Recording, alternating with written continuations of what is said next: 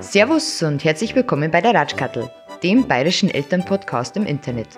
Hier gibt's die ungeschönte Wahrheit über das Leben in einer Partnerschaft mit Kindern und allem, was dazugehört. Ihr könnt mir auf Spotify, iTunes und YouTube abonnieren und wenn es euch gefällt, dann gebt's mir einen Daumen nach oben oder lasst mir eine gute Bewertung da. Ihr könnt mir eine Nachricht schreiben, so wie es Katjuschka gemacht hat, die mir geschrieben hat: Deine Podcasts sind klasse, wenn ich deine Natürlichkeit und diese Schlagfertigkeit höre. Genial. Danke Katjuschka, hat mich sehr gefreut.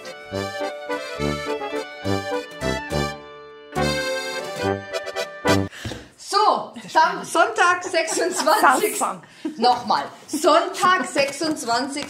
Mai, Tag der Europawahl, alle wählen gehen. Ne? Ja. Die Häckelfrau ist heute wieder dabei zur hallo. schönen Unterstützung und wir haben wieder einen neuen Gast und ich freue mich sehr. Die Noob Mom. Noob Mom.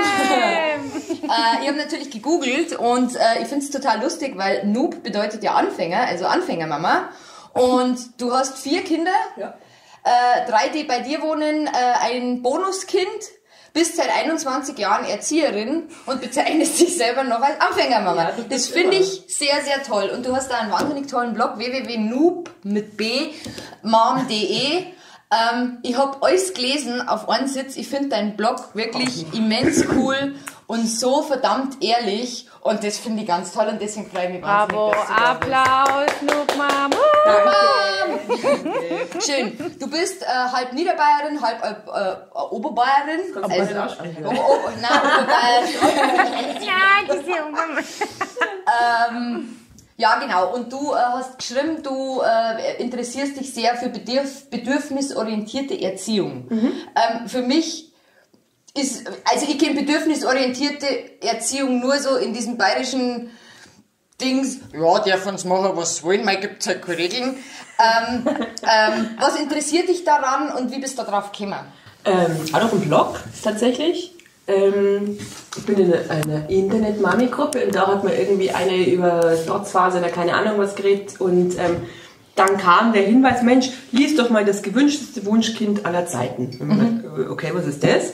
Und dann habe ich mir ein bisschen eingelesen, habe mir auch das Buch gekauft, oder beide Bücher sogar, was ich sonst nicht mache, weil ich Erziehungsratgeber eigentlich scheiße finde. Ja, im Prinzip, meistens so scheiße. Und habe das echt sinnig gefunden, weil es da vor allem auch darum geht, was eigentlich Kinder in welchem Alter vom Gehirn her können und was nicht. Was wir als Erwachsene aber gar nicht so sehen, weil wir immer von unserer Erwachsenenwarte aus sehen. Das ist wie mit Sarkasmus, oder? Ja, genau. Ab wann verstehen Sarkasmus? 12 eigentlich. 12? Oh. Also kommt natürlich aufs Kind drauf an, aber eigentlich ab 12. Ich erwarte das seit 2 Jahren Genau. Sobald die sprechen, haben sie das zu verstehen. Also Simpsons vor 12 macht keinen Sinn. Ja. So, und im Endeffekt hat mich das also super interessiert und bei vielen Sachen, gerade jetzt, wenn es ums Trotzen, das heißt jetzt auch nicht mehr Trotzphase, das heißt Autonomiephase. Ja. Autonomie? Ja, weil es tatsächlich mit Trotz eigentlich nichts zu tun hat und weil es ein bisschen ist wie in der Pubertät oder wie in der Schwangerschaft, dass die hormonell so eine Baustelle auch im Kopf haben, dass denen ein Schalter umlegt und die sind in dem Moment nicht zurechnungsfähig. Und wenn die nach einer Viertelstunde fertig sind mit Schreien, Treten, Spucken, was ist dann meistens dir, also das gar nicht mehr so richtig wissen und dir definitiv auch nicht sagen können, warum.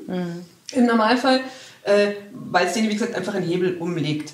Und ich habe bei meinem ersten Kind, deswegen bin ich auch ein Noob-Mama, weil ich bei jedem neu angefangen habe, glaube ich.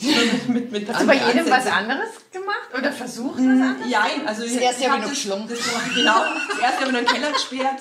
Nein, aber da tatsächlich so eine ganz, ganz starke Autonomiephase gehabt.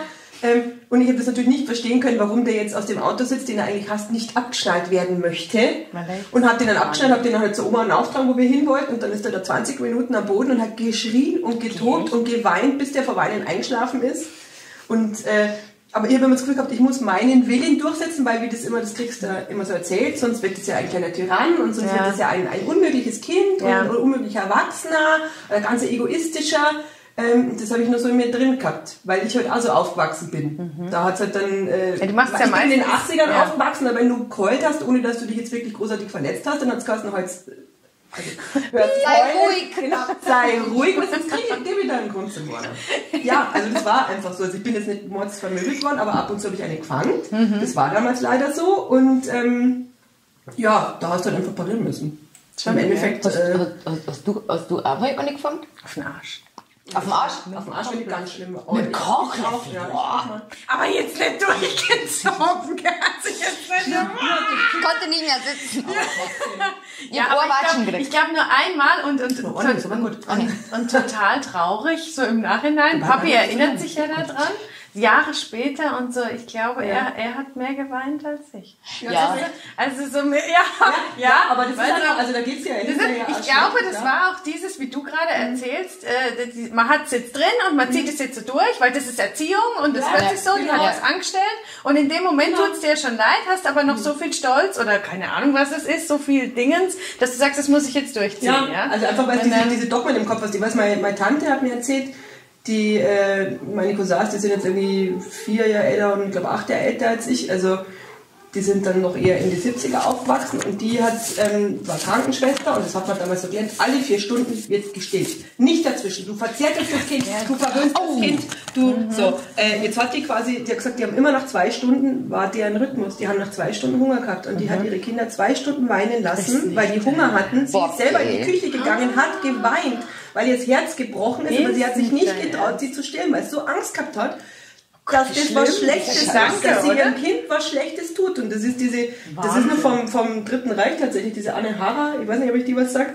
die hat im Dritten Reich so einen Erziehungsratgeber geschrieben für den Führer. Also im Auftrag des Führers, weil man wollte ja... Also wenn jetzt einer, ganz kurz, wenn einer mal kurz einschaltet, im Auftrag des Führers, wenn der jetzt gerade... löschen.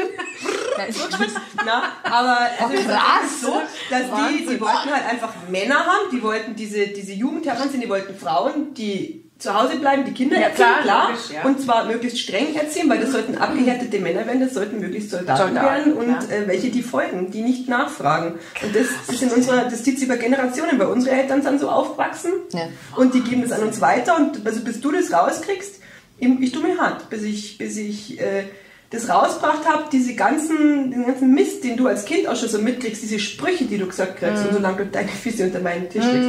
Und wenn du aber manche machen halt auch Sinn, finde ich. Also manche Sätze, die meine Mama gesagt hat, denke ich mir halt, Sag da was, kriegst du Blasenentzündung. Ja, zum Beispiel. Aber meine Mama hat immer gesagt, mach was du meinst, du bist alt genug. Aber wenn's nach der ersten Beckenbodenentzündung weißt du das dann selber. Ja. Aber ganz ehrlich, das ist aber dann eher so dieses... Das ist tatsächlich... bedürfnisorientiert. Bedürfnisorientiert ist für mich jetzt auch nicht, dass ich sage... Flippst du dann nie aus? Doch, natürlich. Also, weil ich bin auch nur ein Mensch und wie gesagt, ich bin anders aufgewachsen und ich habe das in mir noch drin. Bloß wenn ich wirklich völlig ungerechtfertigt ausflippe oder wenn ich so laut werde oder wenn ich so viel schimpf und gemein werde, dann gehe ich einfach nachher hin und sage, es tut mir wirklich leid. Das ist wichtig. Es tut mir so leid, ich war so sauer, ich habe Sachen gesagt, die ich nicht so gemeint habe und du konntest auch gar nichts dafür, ich war sauer. Warum eigentlich? Ja, aber du lässt jetzt auch nicht alles durchgehen. Nein. Also wir haben schon Regeln. So nein, wir haben schon Regeln. Das wird nicht, aber ich versuche, wenn es irgendwie geht, einfach, ich mag Strafen zum Beispiel überhaupt nicht, weil ich eigentlich gerne möchte, dass meine Kinder checken, dass sie was nicht machen sollen, weil es am anderen vielleicht wehtut oder weil das schlecht ist für einen anderen. Und nicht, weil sie Angst haben, dass dann das Fernsehverbot, Handyverbot oder irgendwas kriegen. Also mir ist lieber, dass ich sage, schau mal, wie wir es wieder gut machen können. Wenn du was kaputt gemacht hast oder wenn du jemandem was Schlimmes gesagt hast oder jemandem wehgetan hast, wie kannst du es wieder gut machen? Und nicht, jetzt kriegst du eine Woche Fernsehverbot, weil du den jetzt geschubst hast. Also erstens hängt es null zusammen, was hat Fernsehen mit dem Schubsen zu tun? Nix. Und zweitens, denke ich mal, kapieren sie es so nicht. Zirkt das dann? Ja, das zirkt. Also ich habe die Erfahrung gemacht bei uns, wenn ich sage, du, wenn es mit der Schule zum Beispiel nicht läuft und ich sag, du, dann ist dein Handy halt einfach jetzt mal... Das zirkt? Ja, das funktioniert. Strafen funktionieren. Aber das Problem ist, er gewohnt sich daran, dass er kein Handy hat und dann ist Handy eigentlich überhaupt nicht mehr wichtig. Also von dem her ist der Effekt wieder weg. War das ein toller Effekt, das hast du Naturkind dann. Aber im Endeffekt, also funktionieren und Strafen schon, klar. Strafen funktionieren super, bloß der Hintergrund ist, oder du musst überlegen, wie es denjenigen hinterlässt. Also ich erinnere mich noch ziemlich gut, wie es bei mir war, wenn ich Strafen gekriegt habe.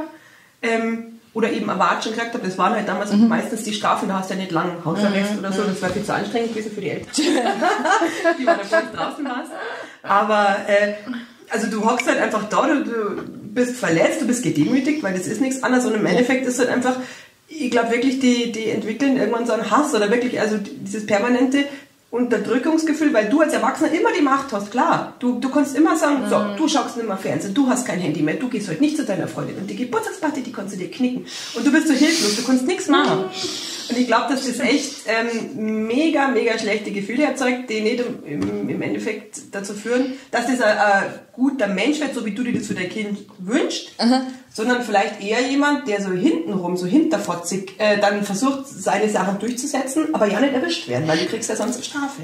Ich finde, ich muss mich da sehr an die eigene Nase packen, weil ich bin schon so ein bestrafender Elternteil. Ja, schön. Aber ich weiß genau, was du meinst.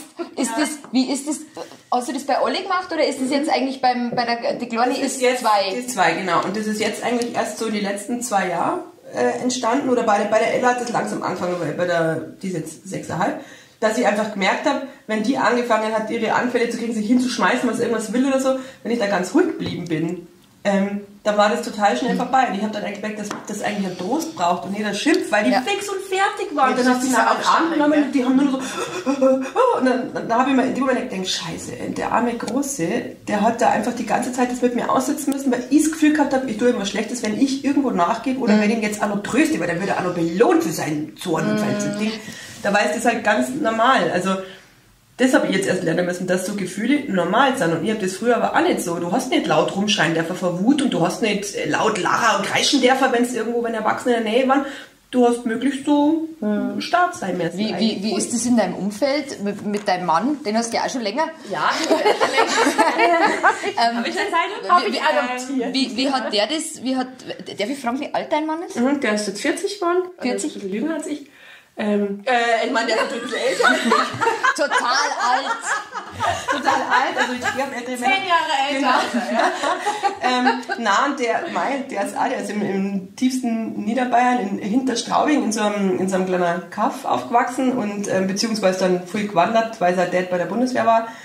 Und da war nichts, da interessiert es bis heute kaum, was die Kinder wollen. Hat der Verständnis dann gehabt für diese, weil ich meine, du musst es ja aushalten, wenn jetzt ein Kind bimmelt oder so, dass du halt einfach dabei bist. Ja. Meine Mutter sagt immer, sitz noch ins Bett, bis er sich ausgesponnen hat und dann geht's wieder.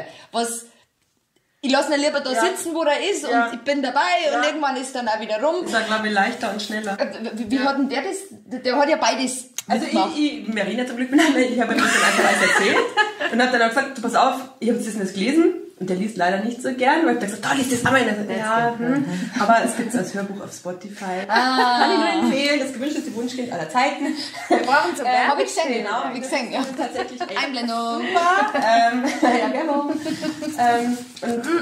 weil der eben auch so ist, dass der normalerweise schnell sagt, wenn du jetzt, und dann gibt es kein Tablet mehr, und dann, so, und der hat auch gesagt, ja, es macht Sinn, aber es ist schwierig, also du musst dich wirklich permanent an der eigenen Nase packen und gerade wenn du halt recht miert bist und wirklich an deine Grenzen bist, was wir halt einfach oft sind mit 4 Kindern, dann fällst immer wieder in deine alten Muster zurück. Also ich bin da nicht so vorbildlich, wie ich gern wäre. Aber was ist jetzt mal, weil du das ja schon öfters praktizierst, wenn ich jetzt dein Beispiel aufgreife, in puncto, der mag nicht für die Schule lernen. Jetzt ganz simpel und keine Ahnung. Und okay, du willst nicht gut, dann sprichst du mit ihm, Schule ist wichtig und was halt alles so dazugehört und dann, ist mir wurscht, gehe ich zur Müllabfuhr.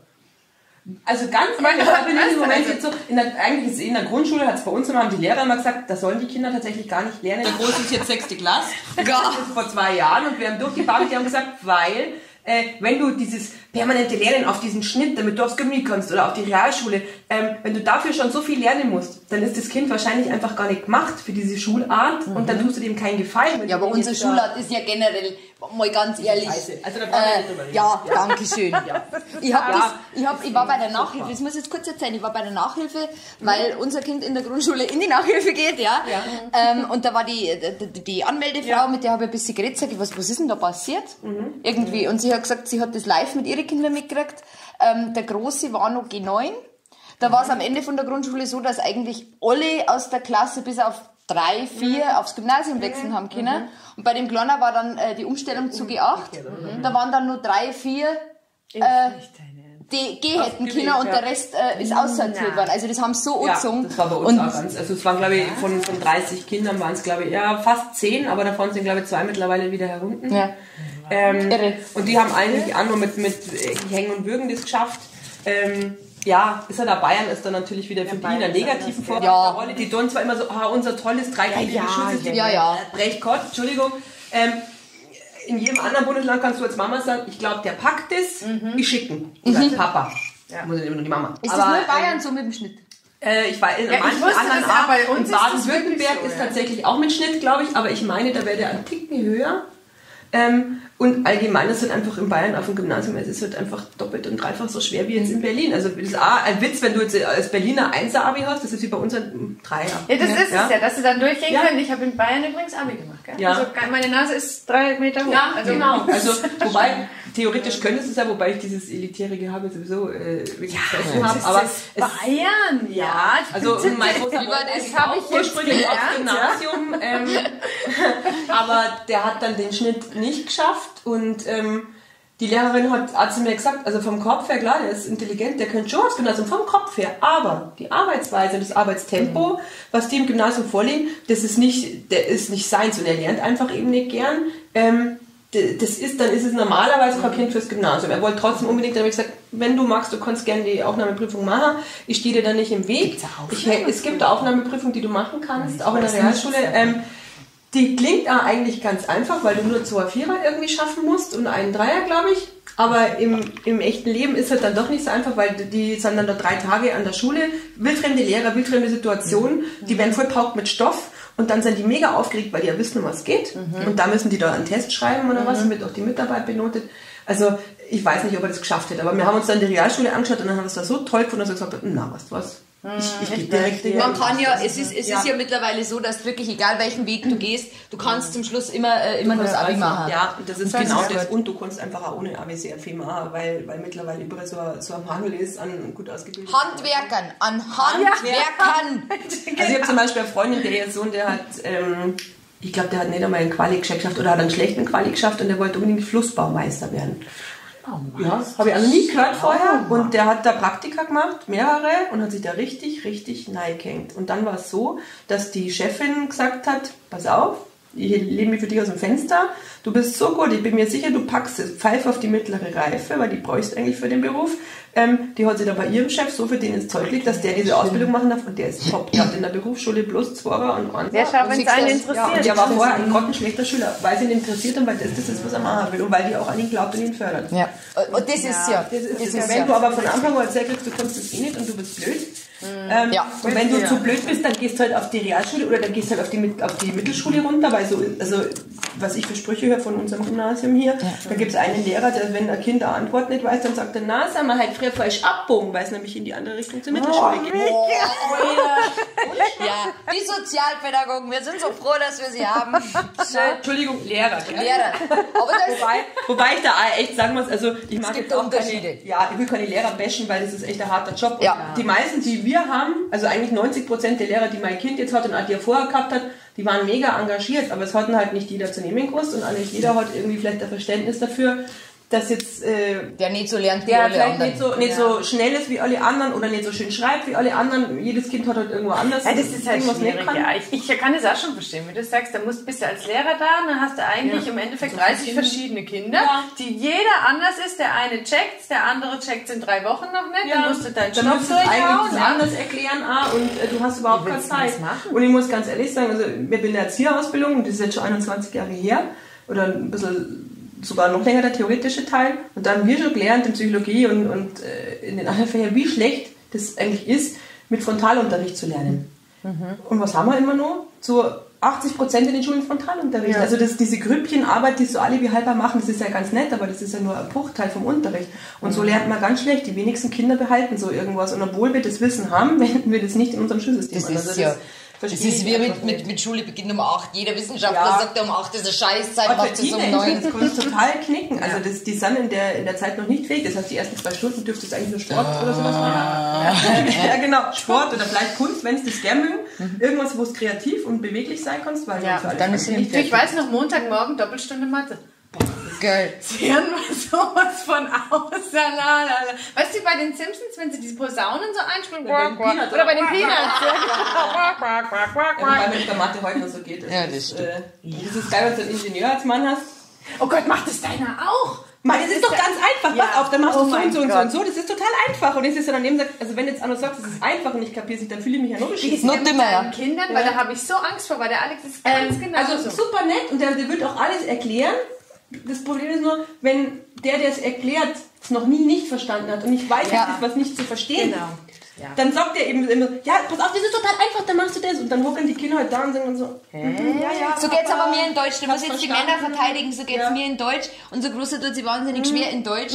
Und die war immer gut in Deutsch. Und dann denke ich, wieso kannst du keinen Satz bilden? Einfach einen Satz.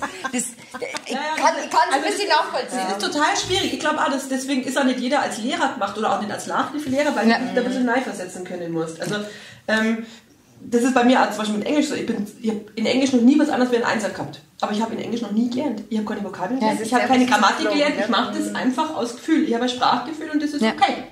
Und das kann ich aber meinem Sohn so, könnte ich ihm so nicht erklären. Zum Glück macht er das. Erstens hat er keinen Bock auf Lernen, also das ist der fragt mich nicht. Ja, von Haus aus nicht. Und zweitens, also ich mache mit den Vokabeln, wir haben so eine tolle Archivbox, also eine Vokabelbox mit so einem System irgendwie. Ich bin schon voll gelobt worden von der Lehrerin. Im Toll, Deutschland. Mutter des Jahres. Genau. Ja, weil die halt auch weiß, dass er sonst überhaupt nichts lernt. Und der wird immer besser in Englisch. Ich denke, der lernt nichts und so, ja, Vokabeln, sonst nichts.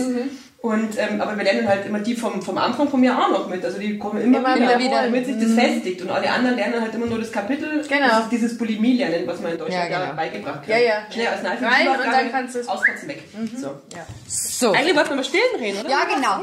Na, wir fangen jetzt, also unser Ausflug ins bayerische Schulsystem war mal wieder sehr interessant.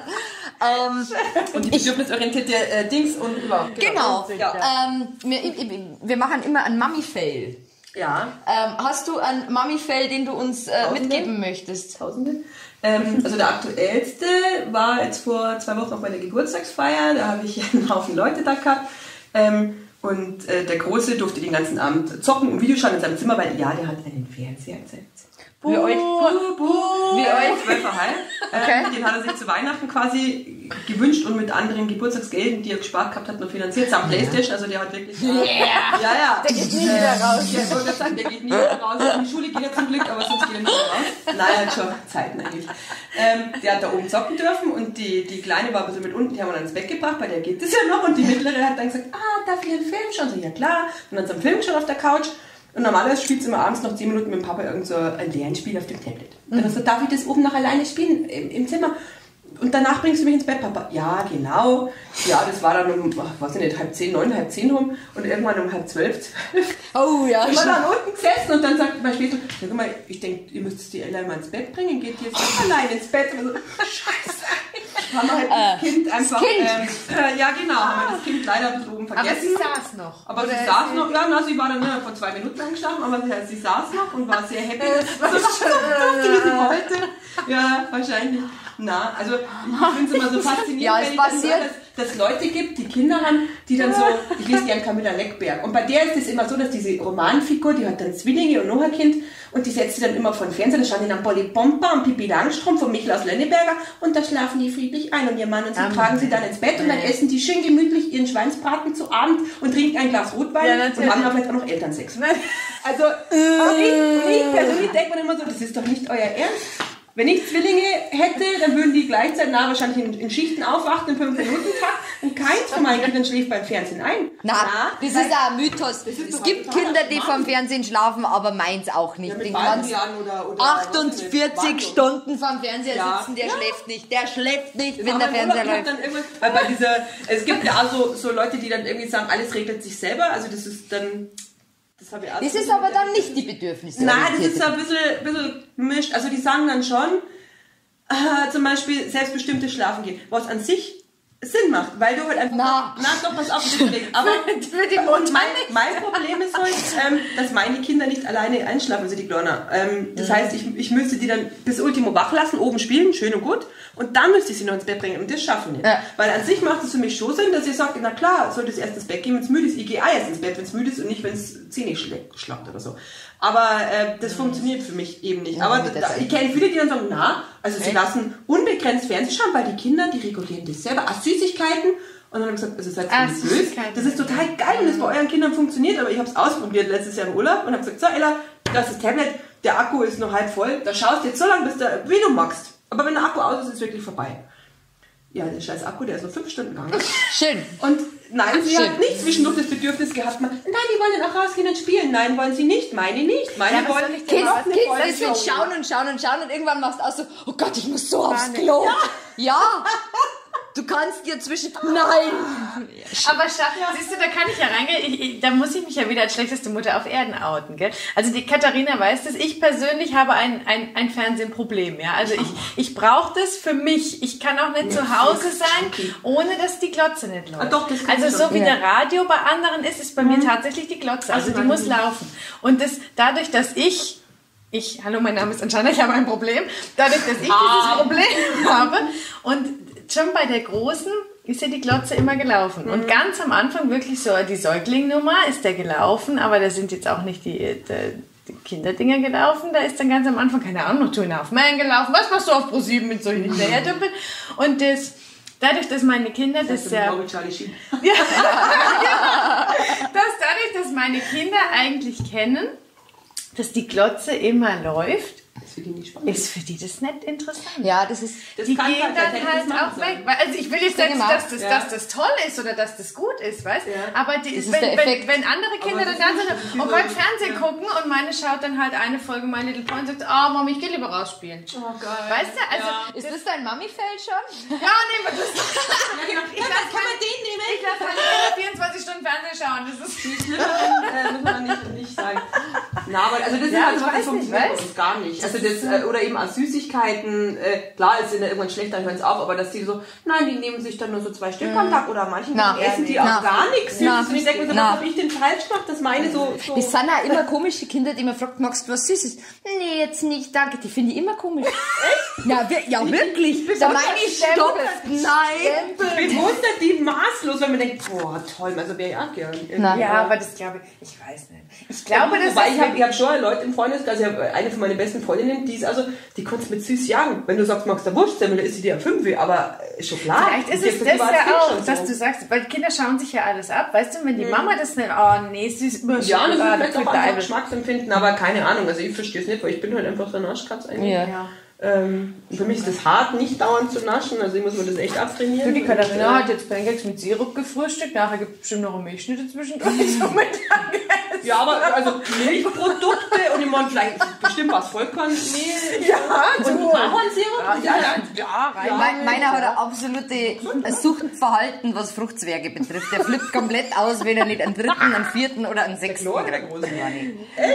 In der Früh, da ist der Kühlschrank, ich weiß, was es ist. Das ist ganz, ganz krass. Genau. Aber wir waren ja bei den Mami-Fails. Ich muss jetzt dabei Fruchtzwerge, totaler Mami-Fail. Ja. Nein, was war denn mein Mami-Fail? Ja, mein Mami-Fail war, der Kleine ist im Hof gelaufen und der ist nicht sehr empfindlich. Also den, wenn ich schmeißt, der steht eigentlich immer gleich wieder auf. Und jetzt hat es ihn irgendwann mal wieder geschmissen und ich bin das ja schon so gewohnt. Der fällt ja oft, aber es ist meistens nichts. Und dann hat er schon ein bisschen...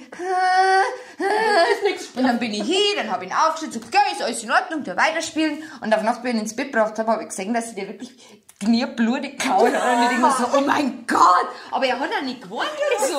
Und du denkst, ja, schön. Geht schon. Das war jetzt mein Mami-Fail. Das hatte ich aber, weißt du noch, was ich am Anfang, die haben ja schon immer in unserem Hof gespielt, die Kleinen. Das ist der gleich an und das weißt noch, wo sie dann irgendwann mal das Laufen angefangen haben und dann ist er auch wieder gefallen. Und meine schreit ja nur, wenn sie auf den Po fällt. Gell? Also das ist ja das krasse Gegenteil, die ist ja schon am Sterben. Deswegen bist du ja so abgehärtet irgendwann.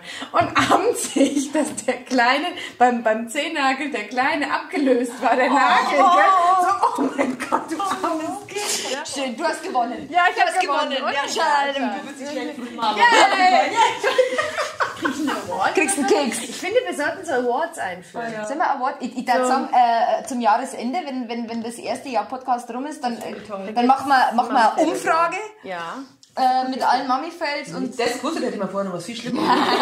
Ich war schlimmer das gemacht. So ein Geller-Cup, dieser Brandon. Ja, genau. Das nächste Mal machen wir uns noch so. Ich habe noch so ein Xylophon und dann blenden wir diese Musik. Ja, das machen wir. Vielleicht findet sich da ja auch ein Sponsor, der den Mami-Fail des Monats gerne sponsern würde. Wir wären da sehr offen für. So, unser erstes Thema heute, um mal zum Thema zu kommen. Wir sind schon gleich wieder durch, oder? Ja, aber dann haben wir schon. Jetzt haben wir... Lang. Ich weiß nicht. Eine halbe Stunde, oh Gott, jetzt müssen wir uns beeilen. Okay. Zack, zack, zack, zack. Kann schnell reden. Stillen. Unser Thema ist Stillen. Ich habe ein paar Facts to know rausgefunden. Männer können auch stillen. Ja. Das ist ein kranker Fact. Es ist ja auch Gericht dafür. Und Alexander von Humboldt hat 1800, keine Ahnung wann, schon berichtet von einem venezolanischen von einem Bauern aus Venezuela, der sein Säugling ein paar Monate lang gestillt hat, weil die Frau gestorben ist. Und wenn Männer Prostatakrebs haben, kriegen die auch Medikamente, wo halt weibliche Hormone drin sind. Und das kann auch sein, dass die Milch geben. Also das finde ich voll krass. Das hat mich voll geschockt. Ganz ehrlich, wieso hast du mir das nicht vor 10 Jahren? So, Schatz. Also, ich habe Tabletten. Diesmal du. Du stell mir jetzt die Babys aber vor, mit so einem behaarten Mann, mit so harten Nippel. Schön. Aber da steht Kranke Bilder. Kranke Bilder, ja. Die WHO empfiehlt, mindestens 2 Jahre zu stillen. Unter anderem bei Babys mit 6 Monaten sind die motorischen Fähigkeiten wesentlich weiter, wie bei Babys, die mit 6 Monaten nicht mehr gestillt werden. Ja, das ist erwiesen. Krass, deswegen konnte ich so schnell krabbeln. In Deutschland stillen 2 Monate nach der Geburt noch 70%, 6 Monate nach der Geburt 22%. Krass.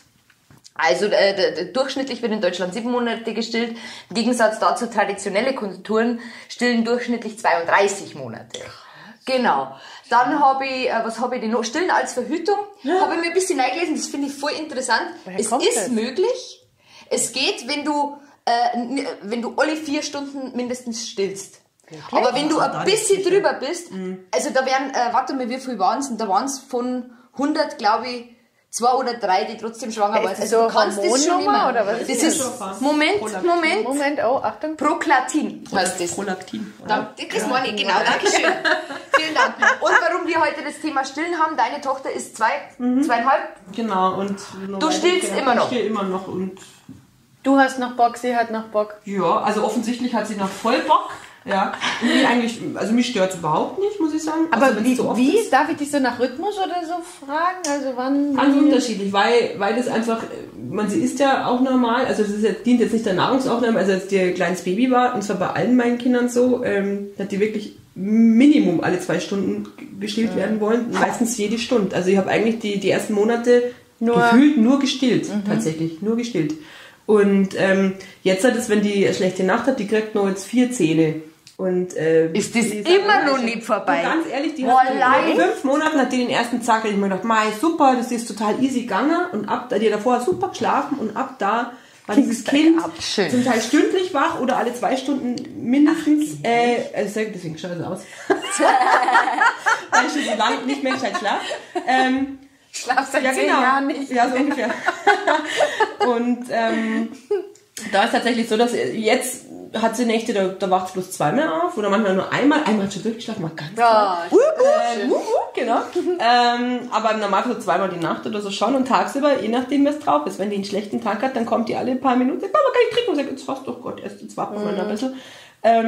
Und manchmal braucht es den ganzen Tag nicht oder nur einmal. Wenn sie sich wehtut oder wenn es ganz müde ist, wenn sie schlecht geht, dann, das merkst du. Also dann braucht die das einfach so für die Seele, die Nähe und einfach das auch Saugbedürfnis. Sie hat keinen Schnuller. Ich bin quasi mit auch der Schnuller und Milch. Schön. Milch steckt durch den Schnuller. Was du alles kannst. Wie diese Ofenlutscher, die es gibt, weißt schon. Ja.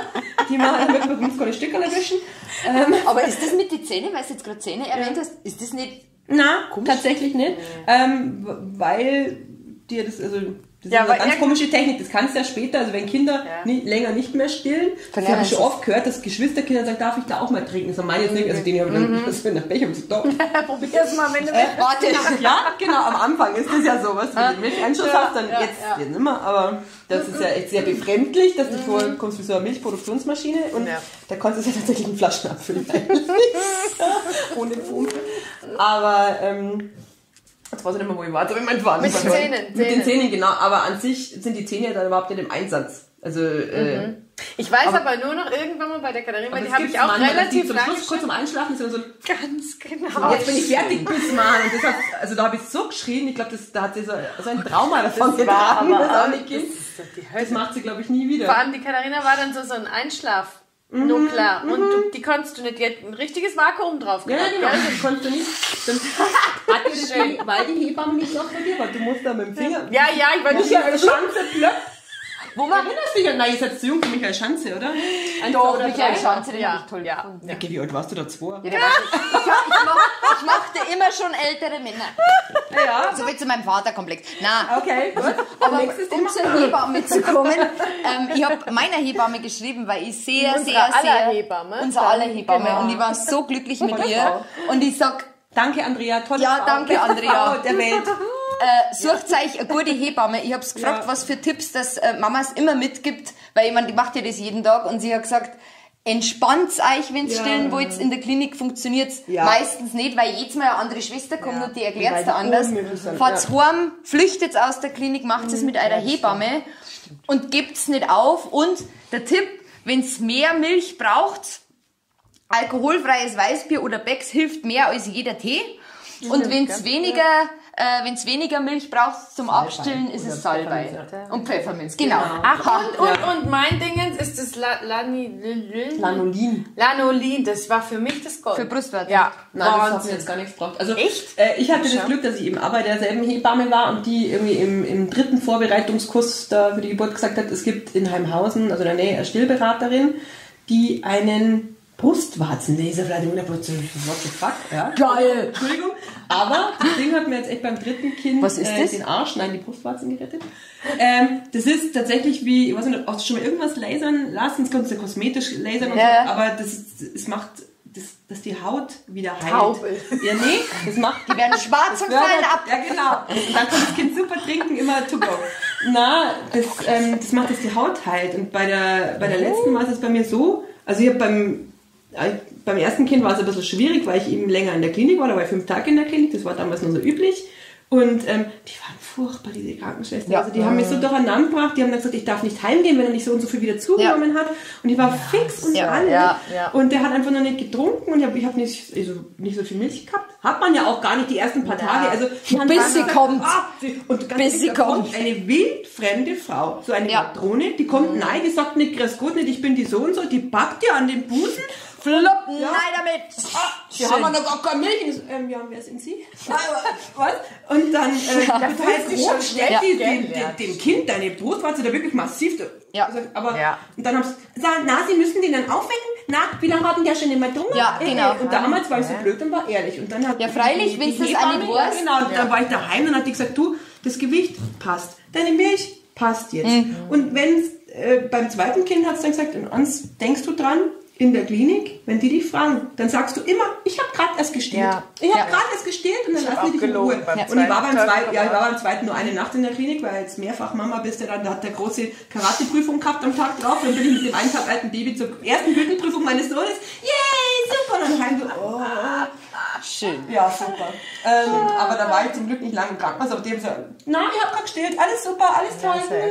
Das, was du sagst mit dem Gewicht, da habe ich nämlich, weil dieses, wenn es nicht zunimmt, darfst du nicht heim und ich wollte ja auch ins Verrecken nach Hause. Ja. Also, wer will denn nicht nach Hause? Und die können es dir gar nicht verbieten, aber ich habe in dem Moment... Ja, das weißt du ja nicht. Die lassen mich hier nicht drauf, weil mit deinem, mit deiner Bindung Hormone und fertig. Ja. Das habe ich dann auch gemacht. Und dann habe ich sie gestillt und dann habe ich, glaube ich, nachts um 3 geklingelt. So, jetzt wiegen. Ich wiege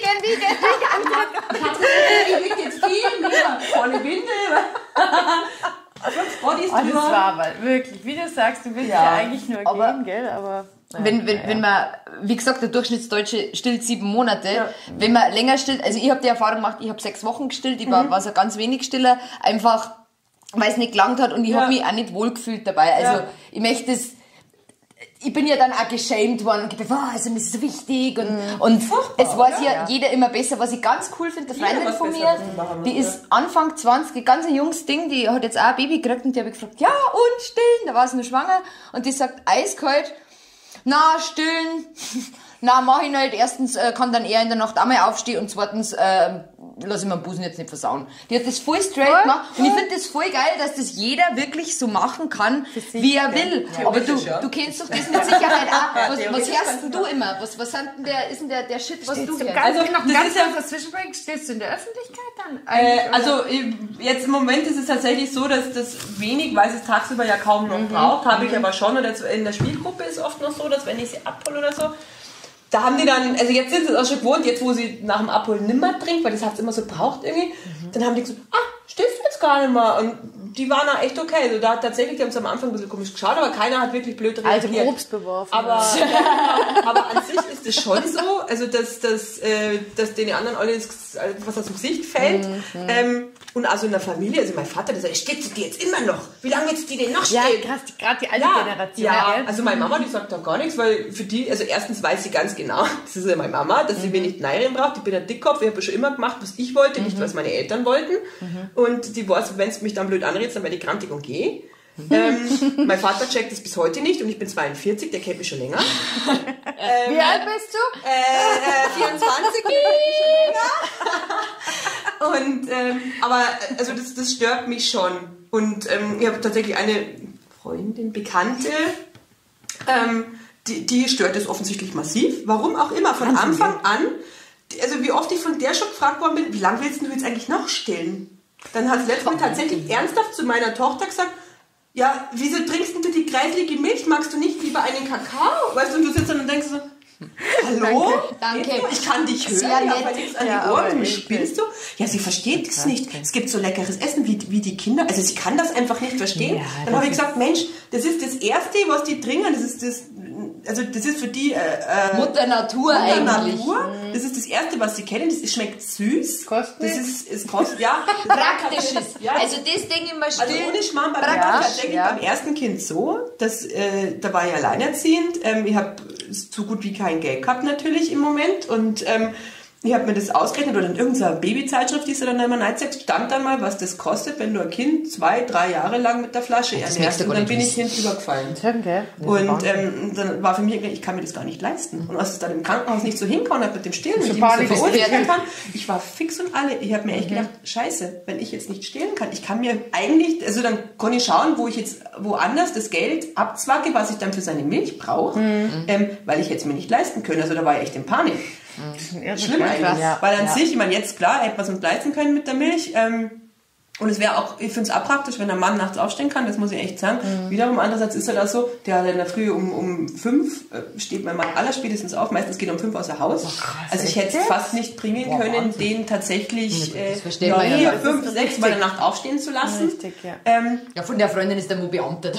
Ja, der ist selbstständig, aber ich glaube tatsächlich, dass der nicht oft nachts gefüttert hat. Aber deren Kinder haben von Anfang an durchgeschlafen natürlich. Ja, natürlich. Ja, wie das sind alle aber bestimmt, weil sie nicht gestillt hat. Also im Endeffekt habe ich alles falsch gemacht, aber das kriege ich von der immer aufs Brot geschmiert. Ja, wie du das machst, ist verkehrt. Ja, das ist wurscht. Also als Eltern machst du es immer verkehrt. Gehst du arbeiten, bist eine Rabenmama und du bist eine karrieregeile Sau. Ja. Gehst du nicht arbeiten, bist du faul, legst der Mann auf der Tasche und lackierst dir den ganzen Tag die Nägel. Richtig. Und oh Gott, wenn dann auch noch dein Haushalt nicht so ist. Oder, Überleitung. Ja. Also das ist halt dann das Nächste, wo ich sage, also gerade bei mir im Freundeskreis, ich liebe meine Freunde alle sehr, aber die sind sehr traditionell. Also ich bin in so einer Männerklicke quasi aufgewachsen. Also wir waren genau 2 Mädels und sonst, ich glaube, das waren 20 Jungs oder so, die mal so im Jugendzentrum damals, wir sind alle zusammen. Ich war mit die Jüngste, also die Ältesten sind jetzt schon fast 50 quasi. Und die sind eigentlich alle in sehr traditionellen Rollenverhältnissen geblieben. Jetzt ist bei uns ja aber auch so, ich bin im Moment daheim. Ich werde auch weiter Teilzeit arbeiten. Erstmal, einfach weil es bei uns finanziell halt so ist, dass ich mit meinem Erziehergehalt halt, selbst wenn ich Vollzeit arbeiten würde, uns nicht ernähren könnte, das Haus nicht abzahlen könnte, nichts machen könnte. Und irgendwer ja sich um die Kinder kümmern muss, weil die Betreuung im Gegenzug so teuer ist tatsächlich und also schwer zu kriegen hier. Tja, das ist richtig. Also deswegen ist es bei uns auch traditionell, aber ich erwarte, dass mein Mann seinen Teil im Haushalt macht und ich sage nicht, dass er mir da hilft, weil das ist nicht mein Haushalt, das ist unser Haushalt, wir machen den Dreck allesamt miteinander. Nein, die anderen machen alle keinen Dreck. Ja. Männer, also ich habe jetzt wieder gelernt... Die arbeiten ja den ganzen Tag. Nein, also das ist schon, also wenn der Dreck da ist, dann ist meiner.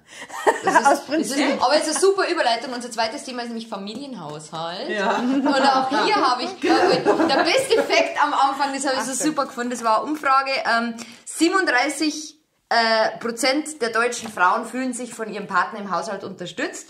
Achtung, 79% der Männer geben an, ihrer Frau im Haushalt zu helfen. Also bei Mathe echt 79. Schlecht, aber irgendwas passt nicht. 15% aller haben Spaß am Putzen.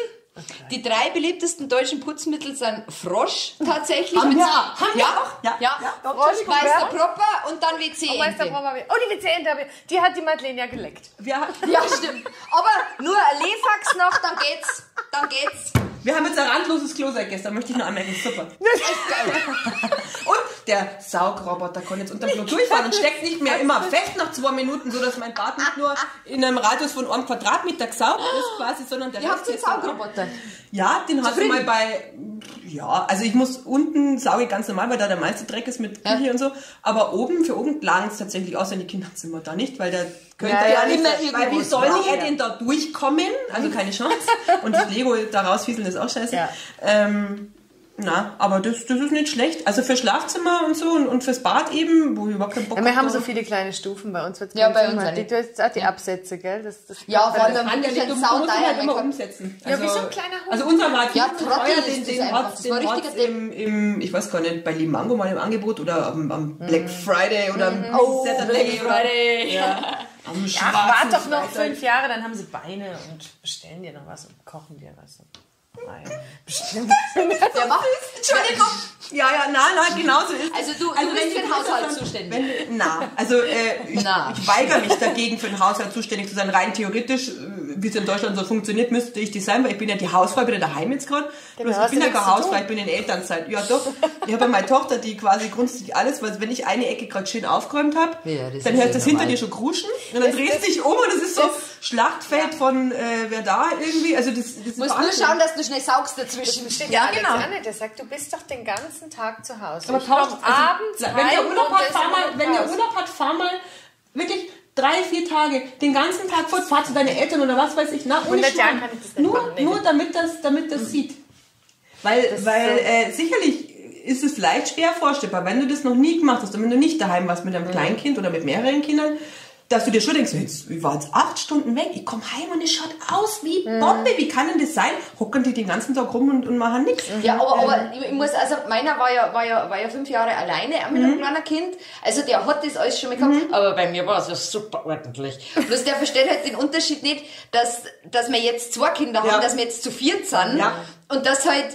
Aus dem Grund das leicht. Also ich krieg schon Hilfe. Es muss jetzt sagen, dass, also er wascht zum Beispiel seine Wäsche selber, weil er es nicht richtig zusammenlegen kann. Ja, aber er hilft mir schon, aber meistens sind es dann irgendwie so Tipps, wenn es schon voll im drinnen bist, das kann man eigentlich auch gleich wegräumen. Das sind so Momente, der macht da gar nichts, er meint das auch nicht böse. Oder, also weil ganz ehrlich, das wäre bei meinem Todeswunsch, wenn er so einen Spruch macht. Ja, da ist dann meistens auch die Sonne nicht mehr ganz so hoch. Also... Ich weiß nicht, ich hab da immer so verstanden, ich glaube, das ist aber auch so ein Männer-Frauen-Ding, oder ist das nicht so? Das weiß ich nicht, also bei uns ist schon so, dass mein Mann, glaube ich, also meine Schwiegermama ist extremst ordentlich, also die ist so, wenn du dein Glas gerade austragen hast, ist das schon weggekommen, ich weiß nicht mehr, wo es ist, weil das steht schon im Geschirrspüler oder ist schon fertig gewaschen, so ungefähr. Und jeder sagt immer, wo ist mein Glas? Ja, im Geschirrspüler. Warst du fertig? Ja, tschüss. Genau. Ich konnte nicht aus den ganzen Tag stehen lassen. Und so, okay. Also, das ist eigentlich so schlimm, dass mein Bonuskind, der ist öfter mal in die Ferien der Woche da. Und der sagt immer, die Oma wieder, Andrea, ich sag's dir. Der schlaft lang so bis 11 oder so und um 8 kommt meine Schwiegermama dann rein, während er schläft. Nein. Genau. Dann rammt's auf, dann zieht sie ihm sein Kuschelkissen unterm Kopf weg, stopft es schon unten rein in die Schublade und dann Bettel. Und das Geilste ist, der ist Brillenträger und der sieht ohne seine Brille wirklich fast nichts. Die Brille liegt auf dem Nachkasten. Aber meine Schwiegermama hat irgendwie das Gefühl, die gehört da nicht hin. Muss man aufräumen. Genau, dann sagt der Andrea, die hat meine Brille wieder weggeräumt. Ich wach auf, meine Brille ist weg und ich kann sie auch nicht finden, weil ich sehe nichts. Das geht nicht. Oh, schön. Es ist so geil. Und dann saugt es nur schnell und dann geht es wieder raus und dann, wenn er dann sagt, hey Oma, wieso hast du mich so aufgeweckt? Die habt ihr doch schlafen lassen. So schlafen bis um 11 Uhr, dann beschwerst du dich noch. Das ist also wirklich... Und ist der Mann auch? Ist der also ganz... So schlimm nicht, aber also ich merke schon, dass er quasi immer so das Gefühl hat, er muss was machen. Der kann gar nicht stark sitzen, also...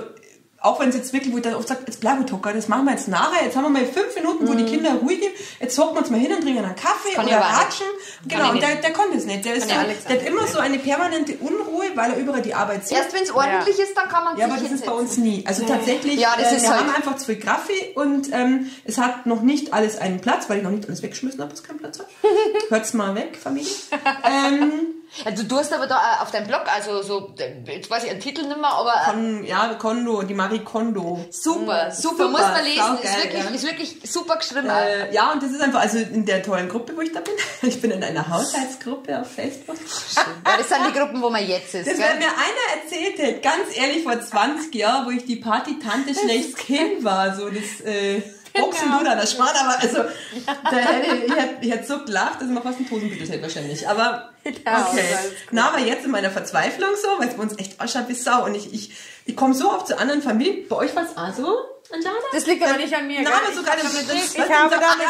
Ich komme auf den Kaffee und so, ja, aber bei uns schaut es noch voll aus, dann komme ich rein, dann ist es total ordentlich und sauber und denke mir jetzt immer so, Scheiße. Wenn das jetzt bei der Anjana... darf nie zu uns kommen. Genau, das war der erste Satz. Ich habe gesagt, du darfst leider nie zu mir. Weißt du, aber das ist schon psychisch. Also ich habe schon einen Schatten, gell? Ich bin jetzt schon seit 10 Jahren, werde ich ja erzogen von meinem Mann. Zur Ordentlichkeit und zur Sauberkeit. Für straffreie Und deswegen habe ich wirklich, glaube ich, schon so einen Dachschaden, gell? Dass wenn irgendwas rumsteht, dass ich mich tatsächlich entschuldige, oh Gott, schau dich nicht um, es schaut aus. Also ich habe tatsächlich dann an dem Tag überlegt, ob ich dir mal Fotos schicke von unserem Ist-Zustand. Aber ich habe mir dann doch nicht traut. Aber das habe ich gelesen, nur die guten Freunde, Familie oder wirklich gute Freunde, bei denen ist der wurscht. Ja. Die kämen, weil es kämen und dann schaut es aus, aber du sitzt hier und redest. Oder wenn halt das erste Mal rum ist. Also ich habe eine ganz liebe Freundin, eine Engländerin, die kenne ich vom Kindergarten und mit der habe ich immer noch im Kindergarten geratscht. Dann haben wir uns zufällig im Urlaub getroffen in Kaorle, total geil. Und dann habe ich sie zu mir eingeladen und die war so geil. Die kam rein, hat sich umgeschaut und ich mir gedacht, oh Gott, wie peinlich. Und dann sagt sie original, mein Gott sei Dank, bei euch schaut's aus, so aus, magst du mir auch mal? Schau.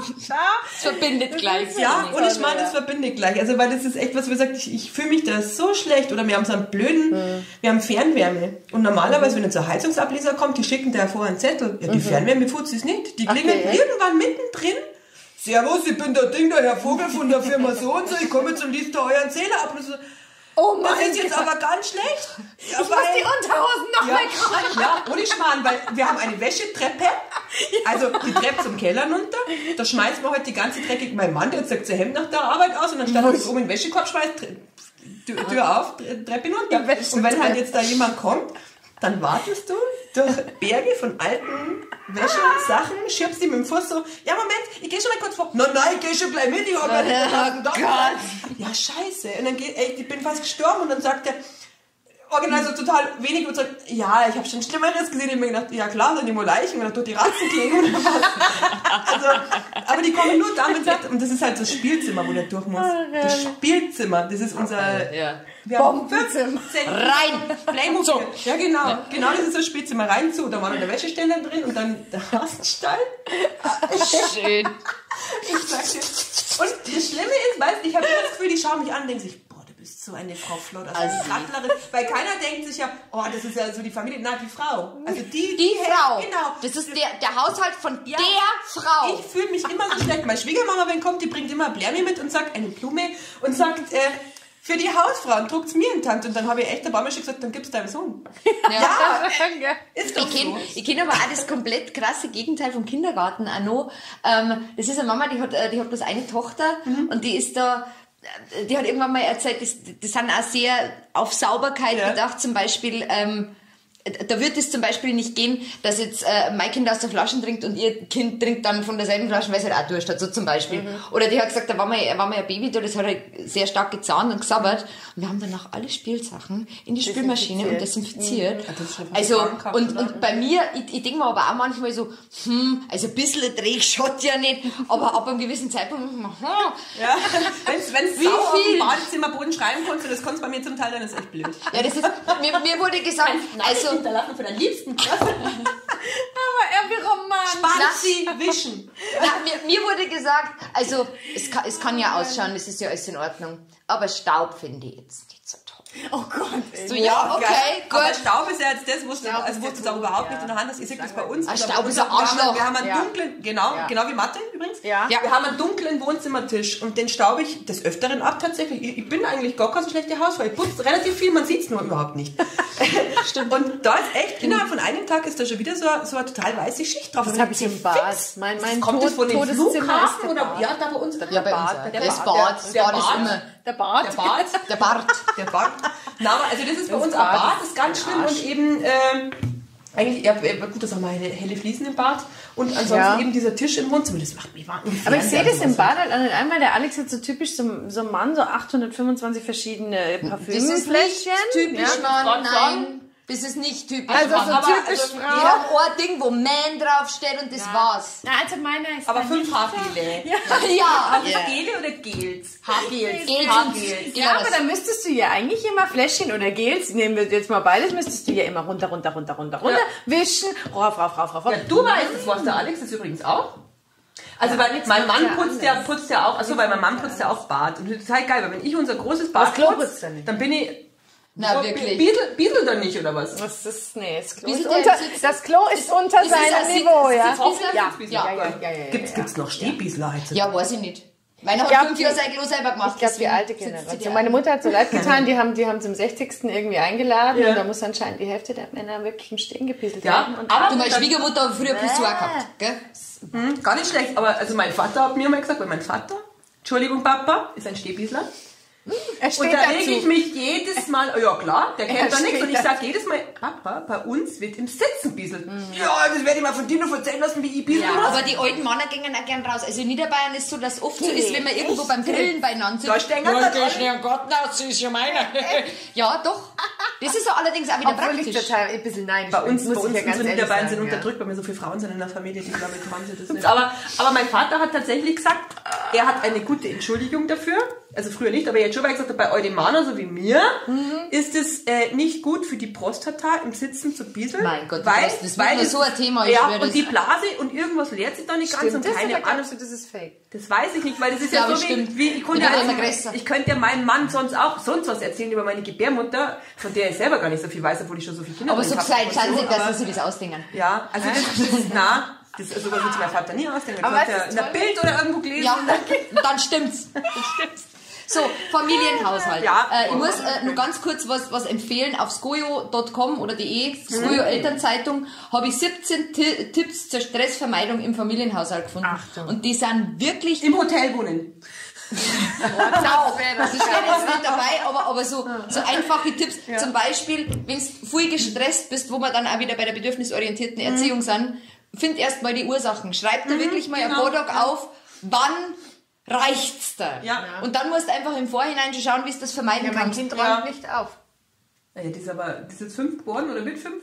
Wird 5 und die Kleine ist aber im Moment so, weißt du, die Katharina ist schön ihre Spielchen und überhaupt, und du weißt jetzt diese Brettspiele, Kleinteile, oh toll, Karton, wusch, bumm, Explosion. Da gibt's was total Tolles, muss ich dazwischen schieben. Ja, bitte.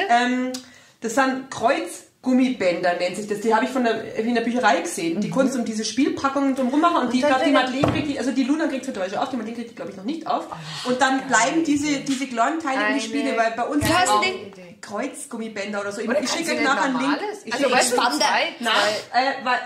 ja, kannst vielleicht auch machen, aber die sind dicker, die reißen auch nicht so leicht, weil bei den dünnen, wenn die so aber auch Lerneffekt. Zweimal Gummi ins Auge geschnalzt, nie wieder Spiel aufgemacht. Ja, dann nimmst du von so Einmachgläsern. Ja, so ungefähr. Das ist auch gleichzeitig Mami Fitness. Ja, Brust und Arm, Ober. Aber da war also ein Tipp, was Geschwister betrifft, zum Beispiel, wenn sie sich was teilen sollen. Das ist ja immer, das Größe, ich will aber das. Ja. Ein Kind Abmessen. muss es teilen und das andere Kind sucht sich aus, welches Stück das nimmt. Aber die haben keine Kinder, oder? Weil das funktioniert nicht. Das geht nicht, nein, ich weiß nicht, Weil die schreien trotzdem beide. Also ganz ehrlich, das ist bei uns, das habe ich nämlich auch versucht. Und das ist dann trotzdem, ich sage, okay, ich teile es tatsächlich und Mittelkind, weil die ist da am explosivsten, darf sich dann aussuchen. Dann nimmt sie sich ein Stück und sagt original, toll, jetzt habe ich das kleinere. Und ich sage, aber du hast es doch selber ausgesucht. Ja, aber es ist kleiner. Das ist so dann nimm halt das andere. Nein, das mache ich auch nicht. Aber mit was wir eigentlich gut fanden, ist, ich denke jetzt mal so an Hofgeschichten oder wenn sie beide schaukeln wollen, dann schaukelt keiner. Ja. Dann schreien sie halt beide, Ja, aber wenn dann sie beide merken sie es dann. Wieso ist die Schaukel? Das ist aber auch, ich mache das auch mittlerweile. Ja, ich jetzt tatsächlich für eine zweite Schaukel, weil mir wäre das viel zu nervig. Und Schaukeln finde ich, wobei, solange es noch nicht selber anschubsen können, Schaukeln nur medium geil für die Mamas, muss ich ganz ehrlich sagen. Außer mit Sie hat meiner eine Schnur. patentierten Schnur. Ich sitze auf meinem Aber Stuhl. Ambulationsrisiko, gell? Und du hast ja Amputationsrisiko, gell? Ja. Na, aber das ist eine tolle Idee. Das ist eine sehr tolle Idee. Genau. Für alle, die das nur hören, ich bewege meinen Arm, ja? Und hat sie an der Schnur. Und die Schnur ist super. An der imaginären Schnur, die das frivol ist. Oder was noch ein Tipp war, das ist aber ein guter Tipp, den kann jeder machen, eine Geschenkekiste machen. Dass, wenn du für irgendeine Geburtstagsfeier, schieß mich tot, was kaufst, kauf 2, 3 Sachen. Ich meine, es sind ja immer dieselben Sachen, was die toll finden. Ja, das von dem her, ja. Echt? Na, bei uns ist das auch. Habt ihr noch nicht diese Geburtstagskisten immer, Doch. die Kinder Jetzt machen? zum Ja, ersten und dann, Mal gemacht. Die dann hast du Tante das dann. Ja, auch. musst ja nicht. Du musst nicht aus dieser Kiste Na, nehmen. aber Und wenn's das daheim, Ding ist, du hast das halt dann, wenn es blöd läuft, doppelt. Und was ich total dick habe, ist, wenn du dann, ich habe ganz viele Mamas, die dann sagen, ach, Mai, die freut sich über alles. Ja, aber wenn du halt dann, wenn alles gleiche alles haben, dann stehst du da und dein Kind hat ein doppeltes Geschenk und das Geburtstagskind sagt mit seinen 5 natürlich nicht, ich freue mich trotzdem, sondern, den Scheiß hab ich schon. Ja. Ich habe immer ein Geschenk, da frage ich jede Mutter, hat es das schon? Und meistens kommt nein und Sehr dann weißt du immer, bom. aber ich habe generell so ein Abo. Ich hab aber generell so eine Geschenkkiste, wenn du irgendwie so Mitbringsel kriegst, was Das du schnell denkst, was ja, brauchst nett. oder so vielleicht, Und wenn du dann einmal irgendwo hinfährst oder ein Geschenk brauchst, das ist wirklich praktisch. Das ist wirklich wie praktisch. Schrottwichteln, nur ungefragt. Genau, quasi. genau. Ja, super. Ja, so, ich glaube, wir haben es jetzt, aber ganz abschließend zum Familienhaushaltsthema, weil du da bist und weil du uns so teilhaben lässt und weil es sehr toll ist, dass wir immer Gäste haben. Danke dafür, kriegst du von mir jetzt, Achtung, ich muss es beschreiben, ein Blechschild für die Wand.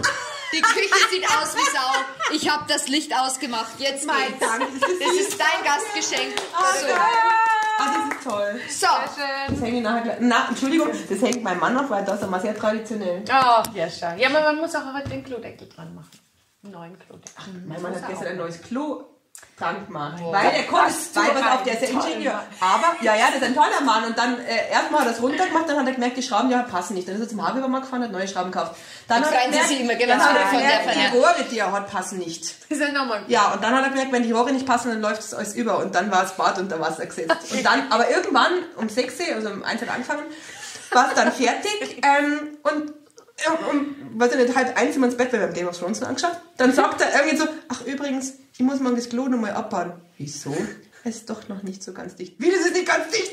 Naja, wenn man spült, läuft ein bisschen was hinten aus. Ah, schön. Ja, Ja, meiner ist jetzt fertig, der hat jetzt eine Stunde 2 Kinder gehabt, der wird sie jetzt dann wieder hinlegen. Genau. Also, danke, aber du machst alles dann läufig schon. Nein, das stimmt nicht. Das stimmt nicht. So, nein, er hilft mir. Mein Mann ist toll. Ich liebe ihn. Er ist der beste Ehemann der Welt. Die Besten. Wir wollen noch nachträglich einen Ehevertrag, in dem er uns honoriert, weil wir sind auch die Besten. Richtig, richtig. Wir haben uns ausgesucht, wir müssen jetzt beieinander bleiben. Mit einem anderen hast du anders geschießt. Von dem her, genau. Das stimmt. Schöne Worte zum Abschluss. So ein Enddingens, weißt du? Dieses Xylophon. Wir brauchen es dringend. Ich habe einen Jingle. Ja, so dann machen wir jetzt noch. Das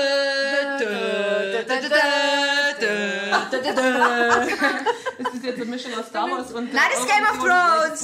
Woher kennt Das das? erkennt man aber so nicht. Entschuldigung. So, wir schließen jetzt hier. Dankeschön. Mama.